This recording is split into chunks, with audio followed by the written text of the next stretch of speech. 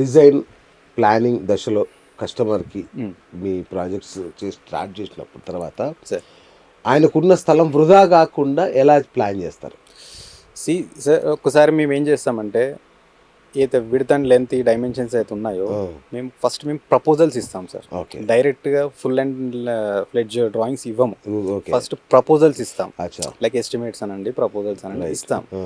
ఇచ్చిన తర్వాత మళ్ళీ ఒకసారి కస్టమర్తో కూర్చుంటాం, 1-on-1 కూర్చొని మా టీంతో కూర్చొని దీంట్లో ఇంకేమైనా కరెక్షన్స్ ఉన్నాయా, మీకు ఇంకెక్కడన్నా ప్లేస్ వేస్ట్ అవుతుందా, లేకపోతే ఇంకేమన్నా మీరు సెట్ బ్యాక్స్ కానీ ఇంకేదన్నా కానీ ఎక్కడన్నా తేడా ఉందా చూసుకొని కూర్చున్న తర్వాత ఇలాంటి ఇంకేదైనా కరెక్షన్స్ ఉంటే కూడా కరెక్షన్స్ చేసి మళ్ళీ రీడిజైన్ చేసి మళ్ళీ ఇస్తాం అనమాట. ఎండ్ కస్టమర్ సాటిస్ఫై అయ్యేంత వరకు మేము అయితే రివైజ్డ్ అయితే ఉంటుందో సార్ డ్రాయింగ్స్లో 100% చేసి ఫైనల్గా కస్టమర్ అప్రూవల్ ఇచ్చిన తర్వాతే ఫుల్ ఫ్లెడ్జ్ డ్రాయింగ్స్. అంటే కొన్నిసార్లు కస్టమర్కి అర్థం కాకపోవచ్చు, ఎక్స్ప్లెయిన్ చేస్తాం సార్. ఎందుకంటే మేము ఎంత ఎక్స్ప్లెయిన్ చేస్తే కస్టమర్కి అంత ఎగ్జాక్ట్లీ హీ ఫీల్ ఫ్రీ. వాళ్ళ తరఫున కూడా ఆలోచిస్తారు 100%. వాళ్ళకి సార్ మీకు ఇక్కడ ఇది ఉండడం వల్ల స్థలం వేస్ట్ అవుతుంది. అవును, సో ఇట్లా ఇది చెప్తాం సార్ 100%. ఎందుకంటే కొన్ని చోట్ల ఏమైందంటే కస్టమర్ కూడా కొన్నిసార్లు అవగాహన ఉండదు. ఎగ్జాక్ట్లీ అదే అంటున్నా. అరే మొత్తం కట్టేసుకుందాము, నాకు ఎస్ఎఫ్టీ పెరుగుతుంది, స్పేస్ పెరుగుతుంది అని అనుకుంటారు. సో అట్లాంటప్పుడు మేము చెప్తాం అనమాట, లేదు సార్ రేపొద్దున ఇలాంటి అబ్జెక్షన్స్ ఉంటాయి, ఇలాంటి క్లియరెన్సెస్ రావు, గవర్నమెంట్ ఇట్లా అబ్జెక్షన్స్ ఉంటాయి అని చెప్పి గైడ్ చేస్తాం. 100% గైడ్ చేస్తాం సార్. Right sir. ఇక ప్రధానమైన సమస్య ఏంటంటే ఎనర్జీ ఎఫిషియన్సీ.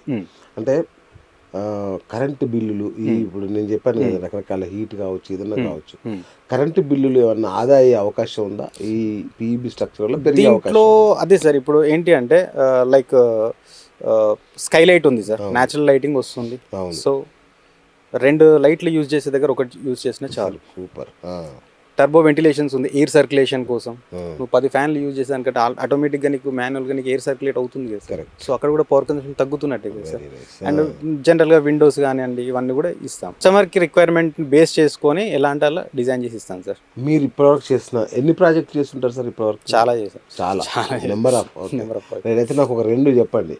ఒకటి ది బెస్ట్ ప్రాజెక్ట్ ఏది మీరు చేసింది, రెండోది బాగా ఛాలెంజింగ్గా అనుకొని చేసిన ప్రాజెక్ట్ ఏది? ఓకే, సో చేసాం సార్. అంటే మేము లైక్ ఎట్లా అంటే 5000 ఎస్ఎఫ్టీ దగ్గర నుంచి 1 lakh ఎస్ఎఫ్టీ వరకు కూడా చేసాం. ఓకే. చెప్పాలంటే అంత ఈజీ ఏం కాదు సార్. 1 lakh ఎస్ఎఫ్టీ చేయడం అనేది కూడా బిగ్ ఛాలెంజ్ చెప్పాలంటే.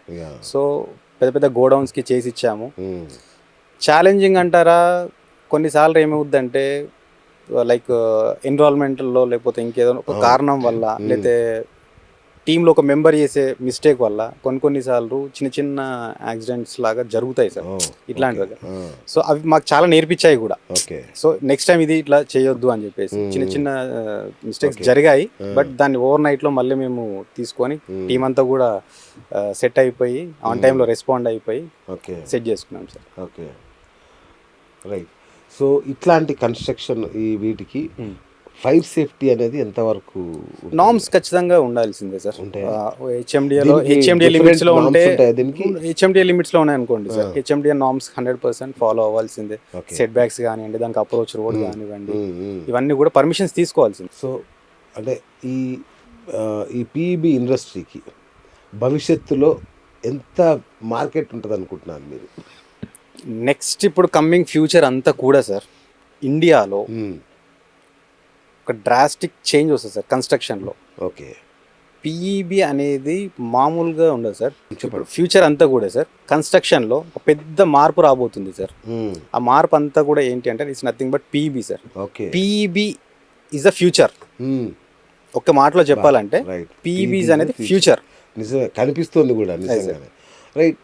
మీరు భారత్ పీఈబీ పెట్టినప్పుడు బహుశా చాలా మంది తెలియకపోవచ్చు, తెలియదు. ఇప్పుడు చాలా మంది వచ్చేసారు మార్కెట్లో. అవును సార్, ఇప్పటికీ కూడా అంటారు సార్ ఏదో ఫ్యాబ్రికేషన్ వర్క్ ఏమో అంటారు. Exactly sir.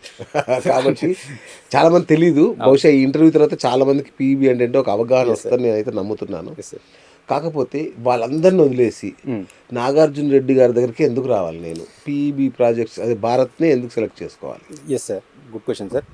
ఫస్ట్ థింగ్ ఏంటంటే మేము కస్టమర్కి ఏదైతే కావాలో ప్యూర్లీ కస్టమైజ్డ్ డిజైనింగ్ చేసి ఏ అవుట్పుట్ కావాలో అవుట్పుట్ ఇస్తాను సార్. సూపర్. నెక్స్ట్ వచ్చేసి నా టీం అంతా కూడా మంచి స్ట్రాంగ్ టెక్నికల్ టీమ్ సార్. అచ్చా. స్ట్రాంగ్ టెక్నికల్ టీమ్, ఒక్కొక్కరికి మీరు 2 దశాబ్దాలు 3 దశాబ్దాల ఎక్స్పీరియన్స్ కూడా ఉంది.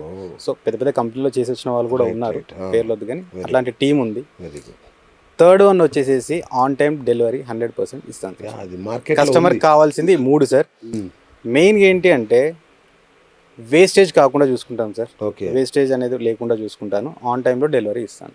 సో అంటే సామాన్యులుగా మీ దగ్గర రావద్దండి, చిన్న చిన్న వాళ్ళు రావచ్చు సార్, రావచ్చు సార్, 100% రావచ్చు సార్. ఎందుకంటే సార్ ఏదైనా ఒక దగ్గర నుంచి స్టార్ట్ అవుతుంది సార్. ఇప్పుడు దీంట్లో డిఫరెంట్ సెక్టర్స్ ఉంటాయి సార్. లైక్ ఇప్పుడు ఇండస్ట్రియల్ అంటే ఇండస్ట్రియల్ ఉంటుంది, వేర్ హౌస్ అంటే వేర్ హౌస్ ఉంటుంది, రెసిడెన్షియల్ కూడా ఒక సెక్టరే కదా సార్. ఓకే. సో వాళ్ళని కూడా మేము రీచ్ అవ్వాలి కదా. అంటే ఇప్పుడు మీరు ప్రీమియం సెక్టర్ లోకి వెళ్ళిపోయారు, లేదు అలా ఎక్స్పర్టైజ్ వచ్చేసింది, ఇంకా సామాన్యులు చూస్తారా లేదా? లేదు సార్, 100% రెసిడెన్షియల్ లో కూడా ఎంత చిన్న ప్రాజెక్ట్ అయినా కానీ కూడా చేస్తారు, 100% మాట ఇస్తారు, 100% సార్.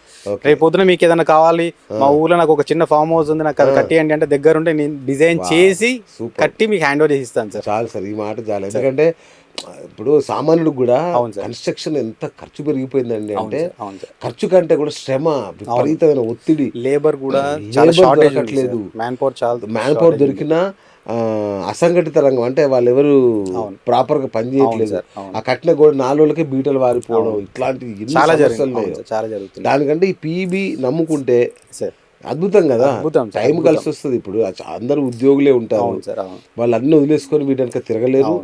ఇంకొకటి సార్, ఇప్పుడు లైక్ సివిల్ టీమ్, ఇప్పుడు మీరు రెగ్యులర్ కన్స్ట్రక్షన్ అనుకోండి, అదే కన్స్ట్రక్షన్లో వచ్చి రోజు వాళ్ళని మానిటరింగ్ చేస్తూ ఉండాలి, వాడికి కావాల్సింది అన్ని ఇస్తూ ఉండాలి, డైలీ వాడికి ఫోన్ చేస్తూ ఉండాలి, ఫాలోఅప్ చేస్తూ ఉండాలి, వాడికి సపరేట్గా మనిషిని పెట్టాలి, నువ్వు రోజు ఓనర్ అనేటువంటి చైర్ వేసుకొని అక్కడే కూర్చోవాలి.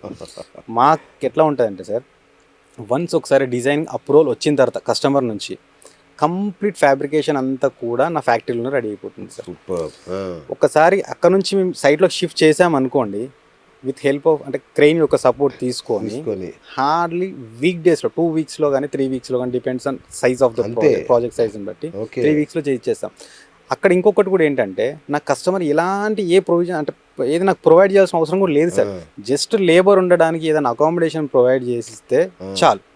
నాకు ఒక మ్యాన్ పవర్ లైక్ ఎట్లా అంటే ఒక పవర్ కానివ్వండి, లేదా ఇంకోటి ఏది అవసరం లేదు సార్, అంతా నట్ బోల్ట్ ఫిట్టింగే కదా సార్. నిజంగా. సో అక్కడ కస్టమర్ కూడా రిస్క్ లేదు కదా. సో అది ఈజీ ఉంటుంది.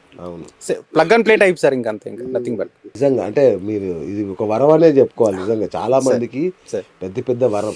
ఇవాళ రేపు చాలా బిజీ అయిపోయారు సార్, ఎవరికి టైం లేదు సార్. ఎగ్జాక్ట్లీ, టైం లేదు. సో దాన్ని మానిటర్ చేసే శక్తి లేదు చాలా మందికి. సో అట్లాంటి వాళ్ళకి ఇది 100% బెస్ట్ సొల్యూషన్.